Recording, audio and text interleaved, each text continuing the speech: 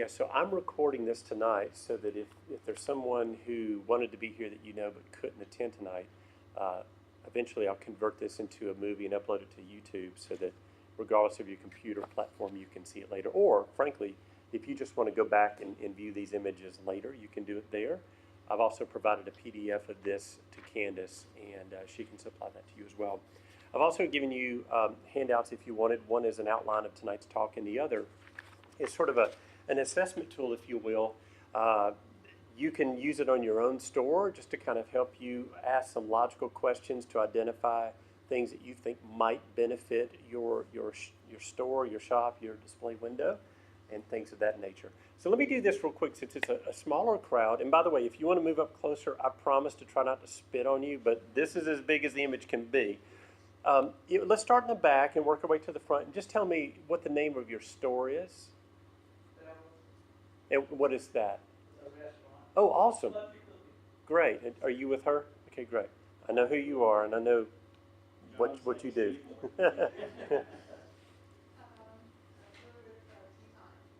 Oh, tea shop. Okay. Oh, awesome. Terrific. Miss Ellery.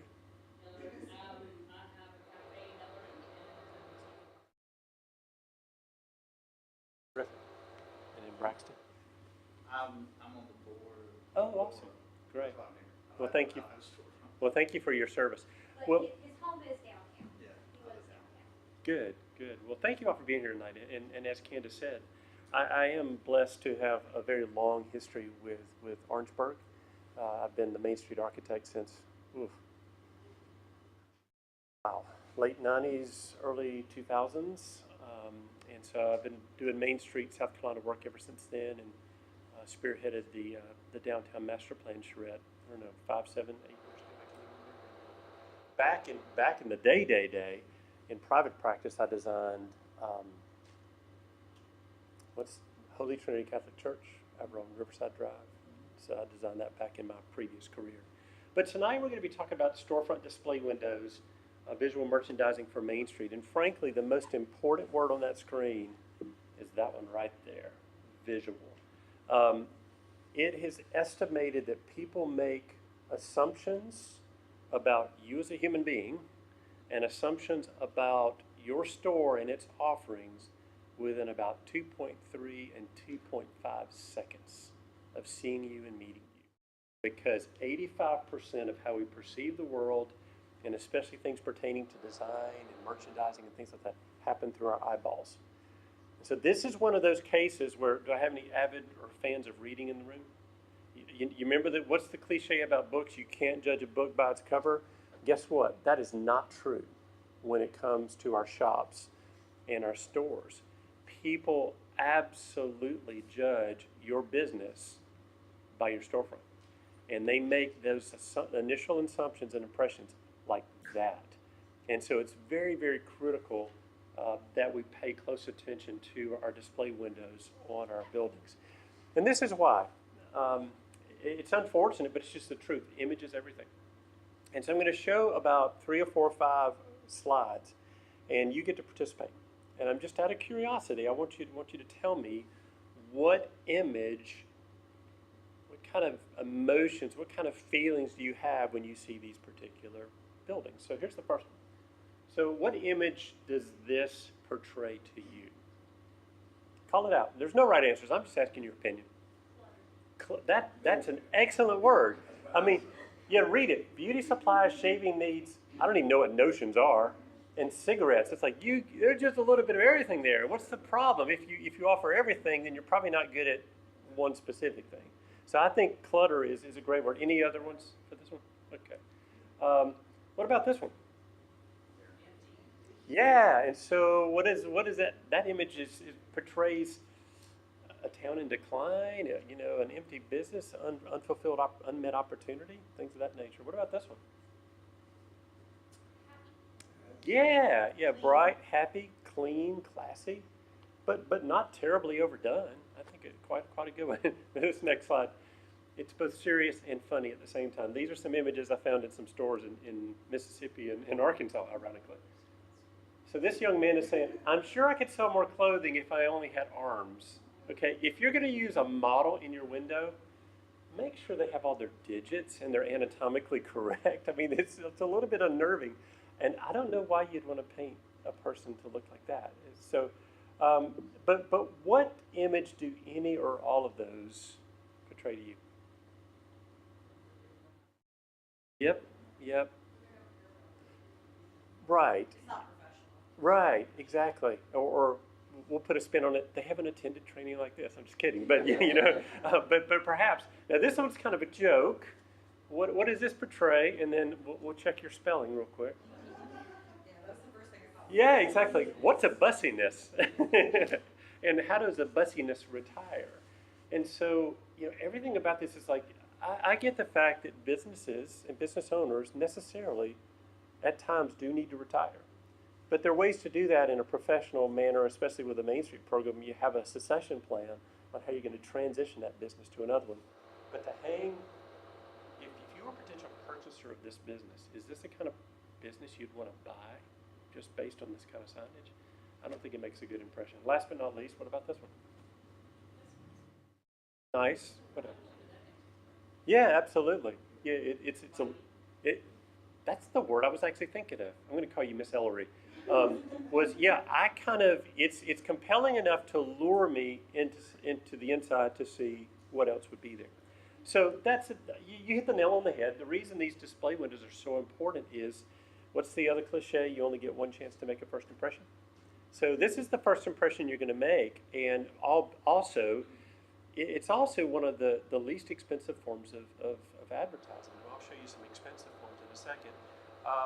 I think it also, and I think our previous slides illustrated it, it can kind of give you that first glance at both the quality of the business and the quality of the merchandise they're offering you, or in the case of a restaurant, the quality of the food that they may experience on the inside. And I think finally, sometimes it gives us really helpful clues. There's nothing worse than walking into a building you think's retail, only to find out it's a service. Come on in, come on in. You're at the right place. So let me just illustrate each of those really quickly. Now, I want to say a disclaimer, but I'll explain why I use a lot of Anthropologie's storefronts at the end. It's just, they're brilliant. And it's so fun. I actually have a young lady from my church who actually is one of their storefront designers in Hawaii. Can you imagine that gig? Man, that's a good job if you can get it. These guys are just masters. But I respect the fact that their budget is just almost a bottomless pit. I understand we don't have that. But I think we can take principles from really well-designed storefronts like Anthropologie. But boy, does that make a good first impression or what? I mean, it's like that just reeks of quality to me. But it's also an inexpensive form of advertising. You know, in other words, what I want you to begin to think is that is a miniature billboard. Okay? And the nice thing about that miniature billboard as opposed to this one is you don't have to pay for it in addition to just owning your building. You know, in this case, Apple is having to buy that billboard and pay for it, whereas you have this miniature billboard 24/7, insured, weather protected, and it's rolled up into your lease or your ownership monies. And so it's a really, really inexpensive and very affordable form of advertising. I love this about it too, is it helps the consumer, the automotive traveler, especially the pedestrian, get a sense of the level of quality that they can expect on the inside of your store or your restaurant. And then finally, again, it's this information. You know, imagine this to the right is a photographer studio, and this, of course, is just a retail venture. But if you don't give people those visual clues, you could walk into here thinking you could buy framing and only to find out, oh, it's actually a photographer. And so how you set up your storefront matters, and it gives people clues as to what you offer and what you sell and what you do. It also gives an indication of price point. And I want to make sure you get the point here and not jump to a conclusion. Both of these price points are valid and necessary in our downtowns, okay?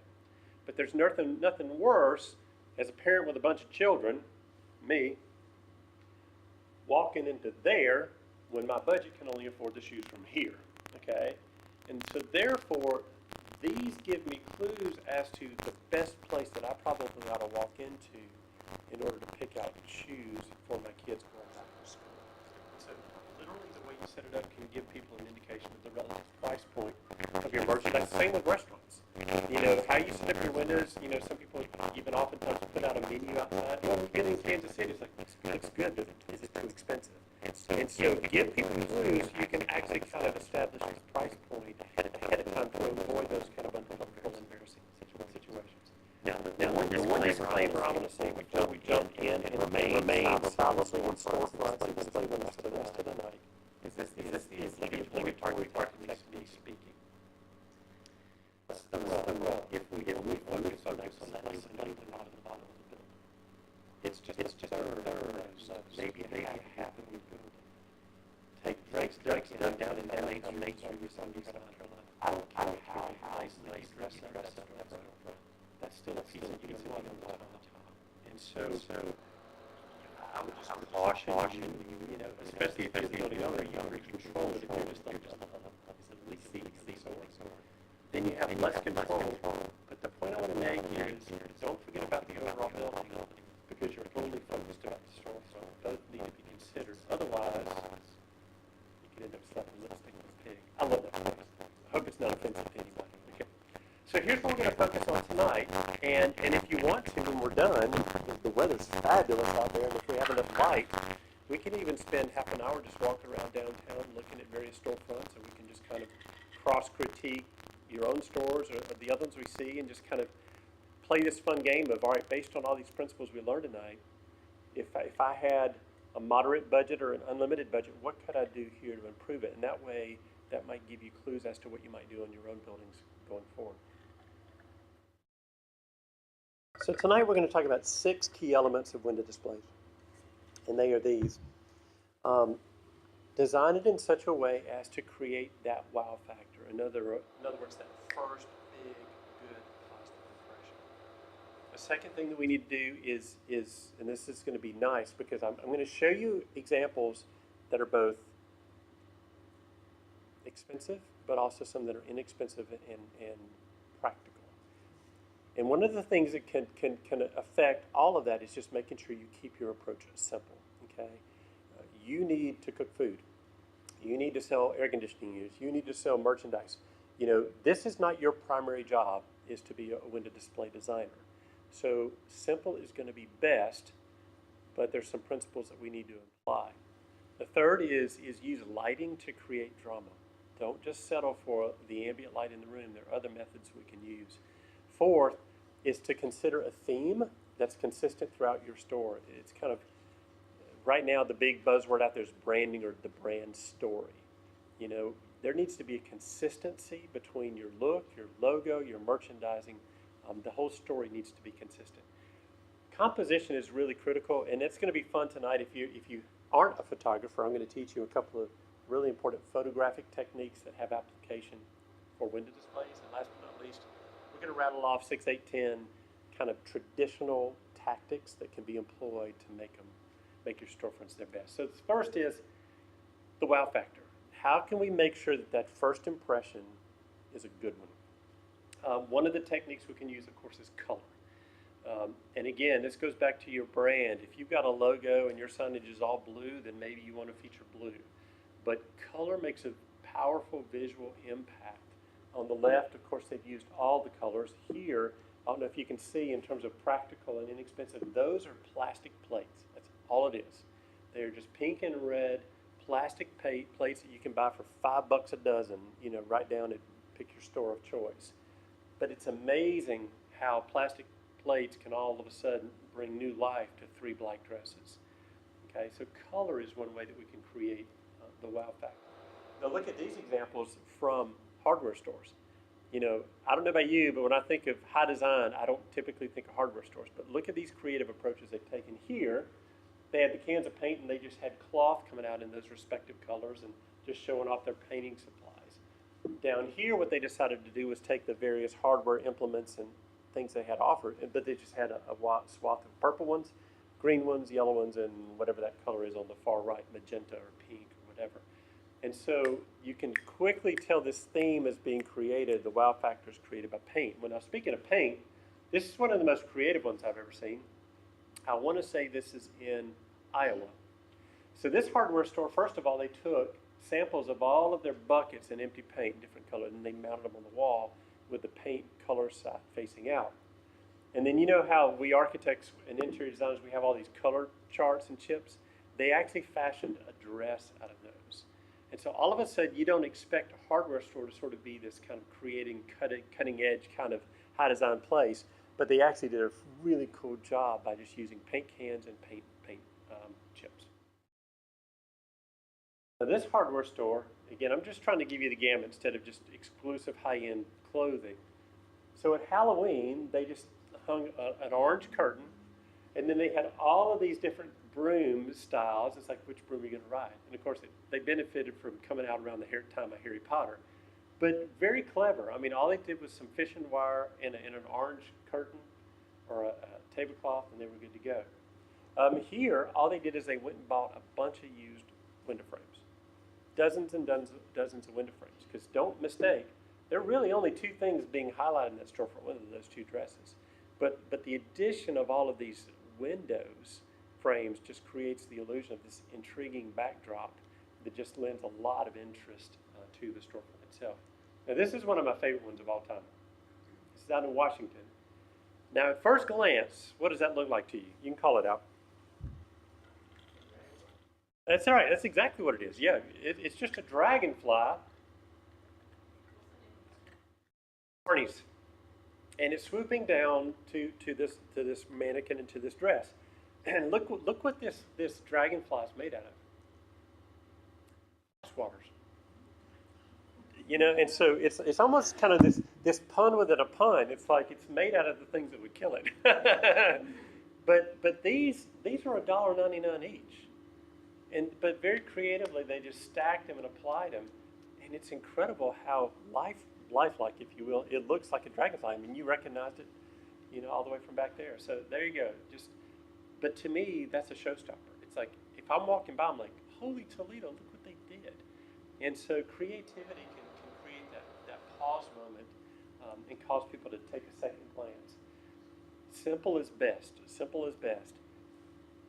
Two dresses. And then a big fat butterfly painted on the backdrop. That's it. But as a result, it just has a lot of power. Now, in a minute, we're going to talk about composition. You'll understand further why that's a lot more intriguing than had they put the two dresses right in the middle. We'll get to that later. What about this one? All it is yellow. They painted yellow backdrop, they have a yellow square, and one mannequin with a suit on. And then they bought a bunch of fake surveillance cameras, and they're all trained on him. And so everything about that image, composition, and is just a spotlight, just drawing your attention to what they want you to focus on. And so between the bold colors, the creative techniques, and the kind of, if you will, the directionality of the lighting and the cameras, it's like it just takes your eye exactly where they want you to focus. So create that wow factor. The second thing is to keep it simple, but don't be mistaken. Simple in no way means boring. If anything, it's going to save you time and money. Take a look at this. What image comes to mind when you see that? Elegant is the word that comes to my mind. It's like it's so elegant, it's so straightforward, it's not fussy. And if it was me, I'd have put 6 dresses. Look at all the dresses we have to offer. But what they've done is they've just highlighted one, and it's so elegant and so classy. It's like, well, I wonder if they have that good of a dress. I wonder what else they have inside. I mean, y'all know better than I do, but that doesn't look terribly expensive to me in terms of props. So sometimes simple is best. Here's a great illustration of what I just referred to. Compare and contrast these two. They both sell purses. But which store are you more likely to go into? Yeah, and for 2 reasons, or at least one reason. It's like going fishing. When you go fishing, you're casting bait. Your storefront is the bait. You just want to lure the customer inside. If you show them everything you offer in the window, they have no motivation to walk through your door. Okay, you want to tease them into your store, and to me, that's far more likely to make me want to see that person, additional purses, than all of these. Don't give away all of your secrets at one time, okay? Create that suspense, create that intrigue, lure the customer and the shopper into it. Of course, we've already talked about this one in terms of simplicity. What about this one? The entire backdrop is 12 wrapped boxes. That's all it is, 12 wrapped boxes. But what they share in common is drawing your attention to the one mannequin, the one model, the one suit and the scarf in the middle. So don't mistake, just because it's simple doesn't imply it's going to be boring.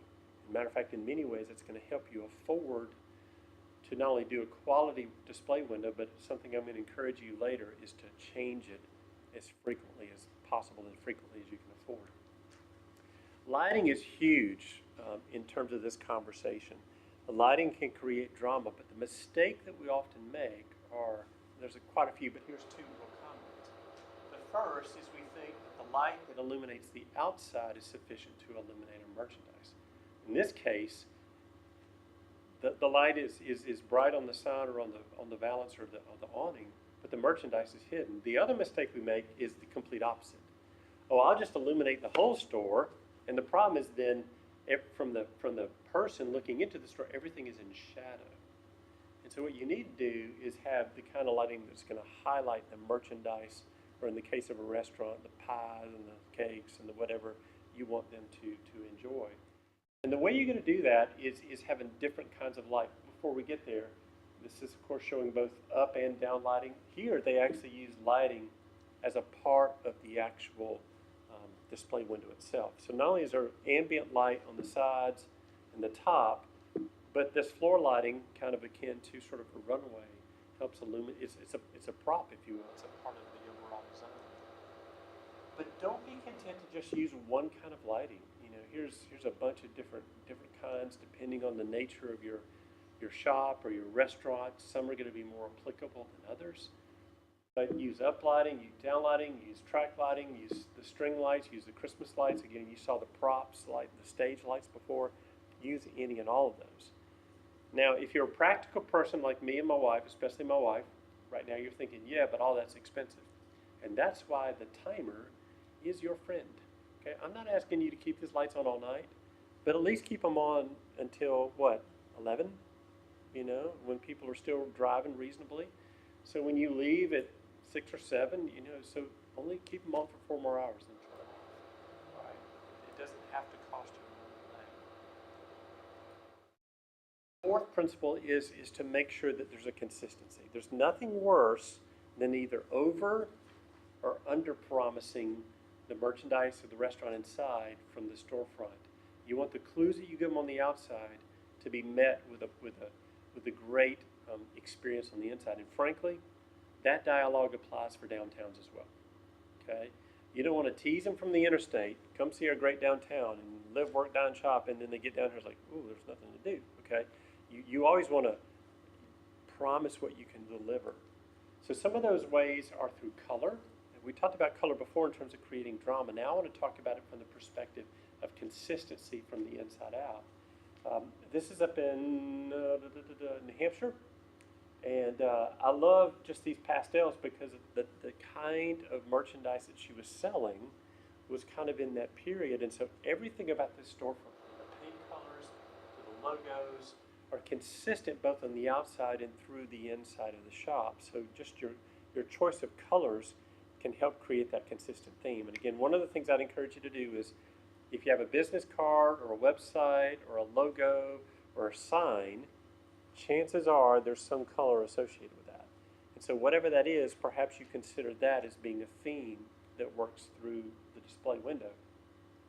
We actually did a project in Ocean Springs, Mississippi after Hurricane Katrina. And it's an artist community, so to speak. I mean, they have tons and tons and tons of artists in Ocean Springs. And so their tagline was the coast's colorful community. It's kind of hard to say quickly. But what we did for them is we actually had bi-monthly color themes. And so January was white. February or March was well, in Mardi Gras was the Mardi Gras colors. And then St. Patty's, of course, was green. And so every couple of months we gave them a thematic color to take the decision-making out of the hands of the merchants. If you can't come up with a new design, then you just, on the blue month, you feature all your blue merchandise. And therefore, it just kind of create this interesting thematic way for people to play and kind of solve one of the many decisions you have to make as a merchant. Fonts. This is a lady in Conway, Arkansas, and extremely good gift shop, wedding, what do you call it, registry kind of a place. And interesting, I don't know if you can see, there's kind of a graphic here, informational text, and then kind of her brand icon, if you will. It's called Handworks. And she takes those sort of letters, and it kind of becomes, if you will, the theme throughout the entire store.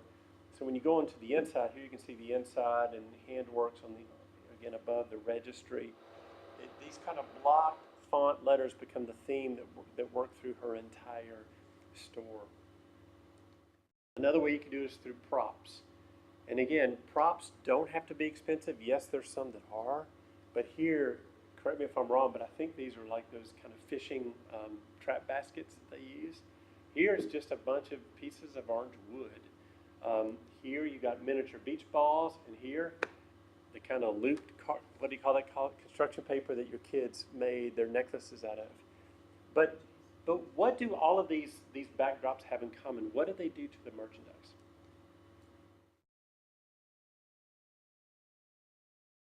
They highlight it. What else do they do?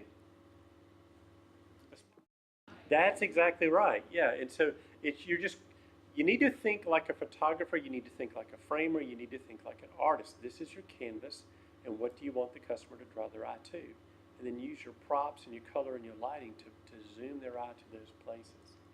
Talk about that in even more greater detail in just a second. Here's two different kind of backdrops.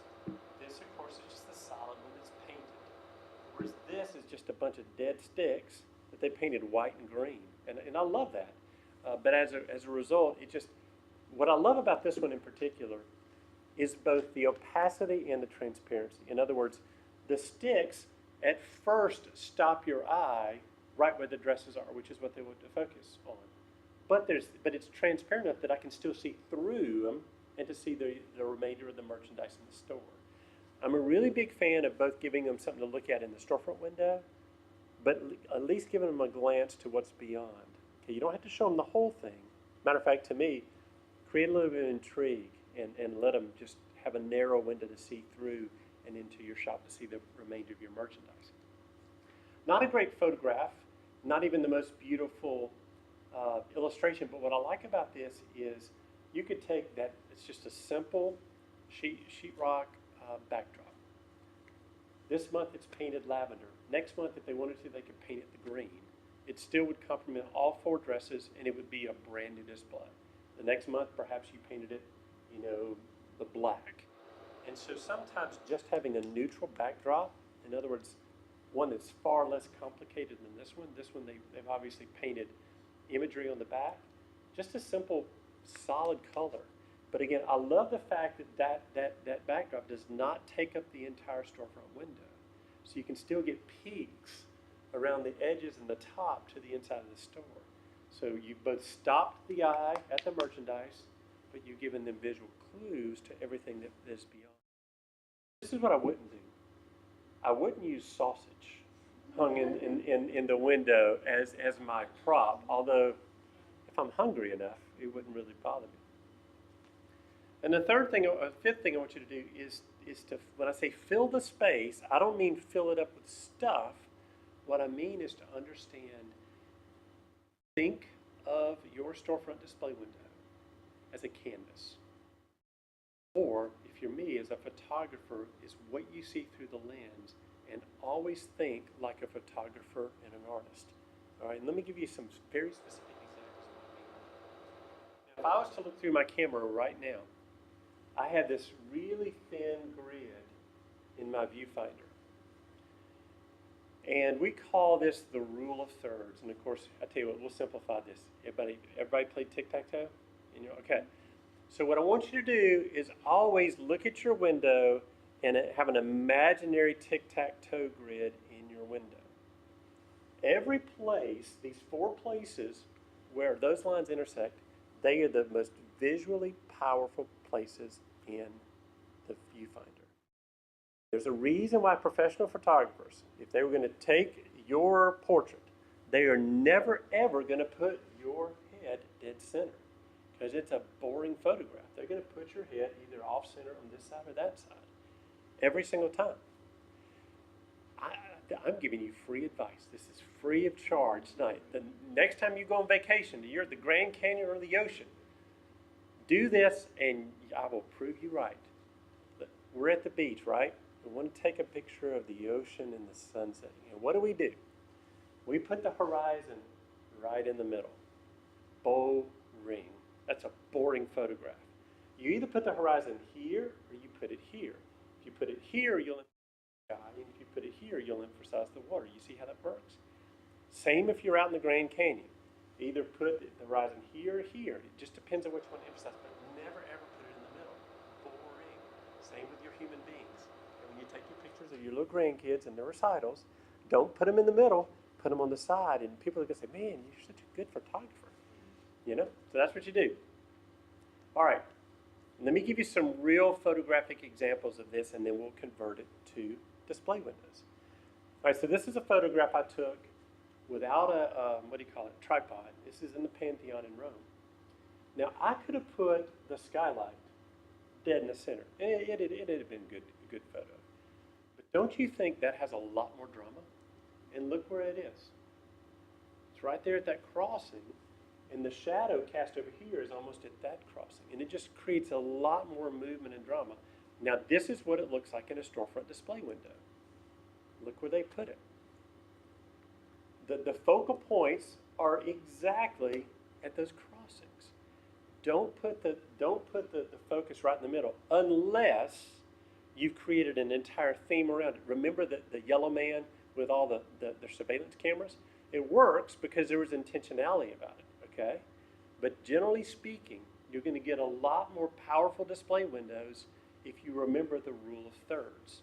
And also, the other tip is change your elevations. Don't put all your merchandise at one level, but have different levels of low and high in your display window. All right.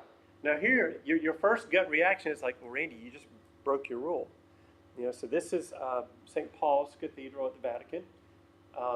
And of course, I put the middle of the dome right in the middle. But why did I do it? Because of this thing right here. This is the corner of the altar. And I'm using this perspective to create movement to where I want you to focus. And this is what that looks like in your storefront display windows. They use this device to move your eye to the dress. They use these paper doves to circle around and move your eye to the dresses. They use this green to move your eye and connect these three dresses. Okay? You see how that works? In other words, you can put something in the middle, or it doesn't have to be on the rule of thirds, but use some device that's going to create perspective or movement to the items that you want to highlight. Also, remember changing elevations. Look, there's something low, there's something high, something low, something high. The eye wants to see interest and intrigue. Last but not least is just employ some classic tactics. Here's some tips of the trade. Some of these are just going to be very obvious and some might be new to you. But the obvious one is whatever you do, clean them. Okay, clean the windows. And I know we all laugh. I was driving here this afternoon, and it was, you know, the sun was bright, and because I had dust on my GPS, I couldn't see, okay, because of the glare. That exact same dynamic is true of your storefront windows. If they get dirty and you have dust and grime on them, then the sun is going to reflect that glare, and people won't be able to see in to see your merchandise. Not to mention the fact that if the corner of your storefront window looks like that, I can predict how the last time that you've changed your storefront display windows, okay? And so cleanliness actually does matter. Now, that being said, I get the fact that you're busy cooking, you're busy buying merchandise. You know, you can't be changing this storefront display window out every couple of weeks or every couple of months. But when you do, whatever frequency works for you, bi-monthly, quarterly, don't just swap it out, create some suspense. You know, they just hung up this drape. In this case, I love this. I actually worked with a merchant in Lake City who did this exact same thing. She just hung a sheet, you know, about 12 inches behind, filled it up with a bunch of colorful balloons. So even while you're waiting for the new storefront design, it looked really, really cool because you had all these balloons stacked up in there. clean it, change it regularly, and while you change it, don't just change it, create some suspense about, I wonder what they're going to come up with next. All right, this is not a hard and fast rule, but most of the time it's a true rule, and that is odd numbers generally create more interest than even numbers. Not always. I mean, I can show you hundreds of good examples of even numbered pieces of merchandise, but generally speaking, more times than not, an odd number, 1, 3, 5, 7, blah, blah, blah, is going to create more interest than even, because you're just going to create too much symmetry and balance, and it's going to cause the composition to be static. Okay, whereas with an odd number, it's going to create a lot more interest in the movie. And by the way, in a minute, I'm almost done. We can open up to conversation and push back, and we'll talk about all these. Another tactic, because John and the city are so generous, is use the sidewalk, okay? I realize, and I was joking, that occasionally there probably are certain regulations for safety reasons, etc.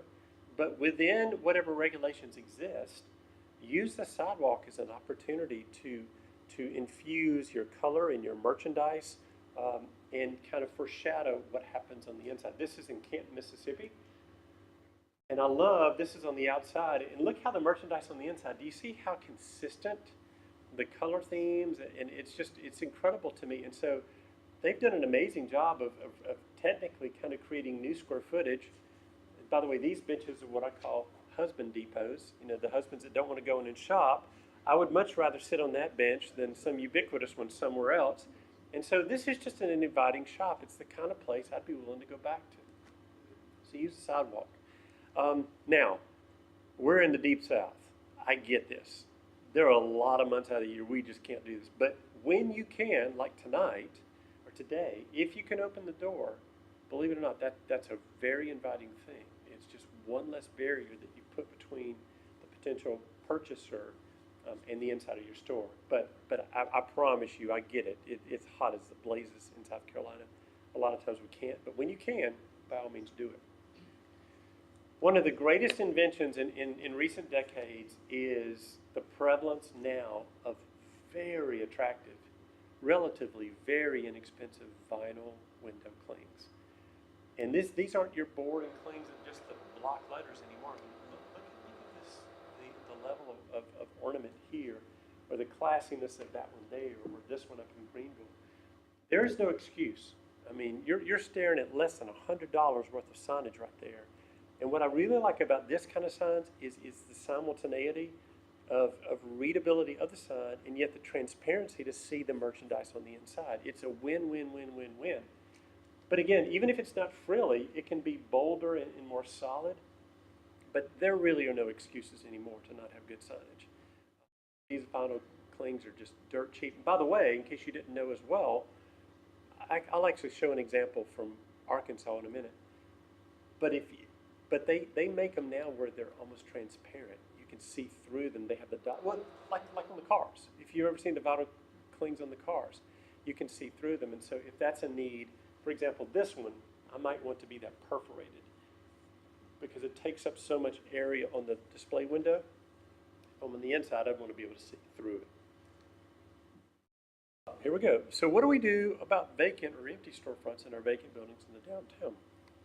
And I think you and I were talking about this a little bit earlier. Well, I want to make some recommendations. The key word in this conversation is temporary, okay? Temporary. The way I like to think about this is any downtown can sustain at any given time a few empty stores. Matter of fact, that's almost typical, and it's part of the experience, you know, especially one shop closes and now there's a period where we're trying to find a new retailer or tenant. Before it gets it, it's going to be empty. Any downtown can sustain one or two of those, but you start to get a bunch of them, and there's this really subliminal message, this perception that downtown must be bad for business. And that may not have anything to do with downtown, okay? In those instances, I'm a huge fan of temporary, keyword, temporary visual treatments to vacant buildings so that we take the edge off of that perception. And so here's 4 or 5 examples of things you can do. And the first one's painfully simple, and that's just fill it up with art. And my goodness, between your elementary schools, your middle schools, your high schools, and the two universities, I promise you there are artists somewhere in this town who are dying to show their stuff somewhere. So if you can work out an arrangement with the building owners, look, you don't need to turn on the lights, you don't have to turn on the heat, you don't have to insure it, but can we just stick some art in your windows? It takes the edge off of that vacant building look. I love what they did in Peoria, Illinois. All this is white butcher paper. And they just printed this nostalgic photo of an old streetscape there on the paper and taped it up on the inside. And you're so drawn to this intriguing the image that you don't even notice the fact that the building is actually sitting there empty, completely and totally empty. But as a result, it's not bad. This is the one I was telling you about from Arkansas. This is Arkadelphia, Arkansas. Now, I should have shown you the before picture because the problem, this building is not empty. It's not even close to being empty. It's completely filled. Here's the problem. It's filled with a pharmaceutical that makes and packages drugs and medicines. So do you understand why they can't allow visual people to look inside? And so the solution there was to apply these vinyl clings like on an automobile. And these are historic color postcards from their town. And we've converted what was this long, half a block long, blank wall that looked like a vacant building even though it was full into, if you will, kind of an outdoor museum where you're seeing these historic photographs. Well, the simplest things you can do is what we did down in Conway. And these are 11 by 17 posters, and the reason that's critical is you can print them off of your own home color LaserJet printer. We just took a simple photograph of all these merchants and owners and city managers down there with the simple statement about why they loved living in Conway or why they enjoyed owning a business in Conway, et cetera, et cetera.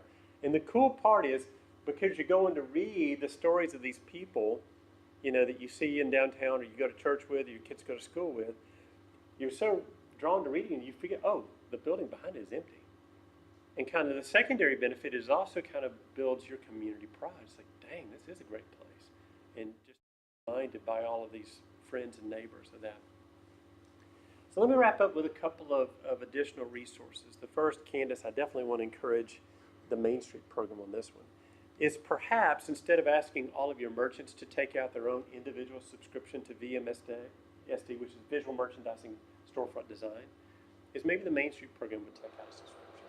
And then if you as a merchant want to see, all right, what are people doing around now, they could just check it out for the month, okay?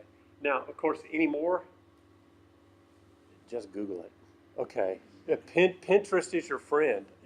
And literally, you can be as you know, for this presentation, I'm like, okay, display windows that emphasize color, boom, there you go.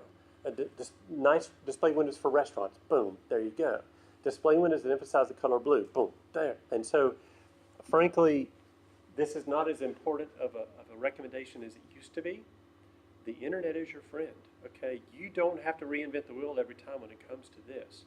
Just I think what you need is a goal in mind, and then find some imagery that can support that goal. But these two might be helpful. They're just workbooks to help people it kind of goes in a lot more detail than what I've done, because what their workbook does is not only the storefront, but also the merchandise and how you display the merchandise on the inside. Those are two really good resources. All right, I've given them a plug. By the way, I get no financial kickbacks from Anthropologie other than my daughters spend way too much money there. Okay. But these cats are just incredible. And so if you just need some inspiration, and the things that they use are ridiculous. I mean, I've seen them buy old books and drill holes through them and string them up. I've seen them take old member CDs. We don't use them anymore. But they would hang those as a backdrop. But these guys are just masters.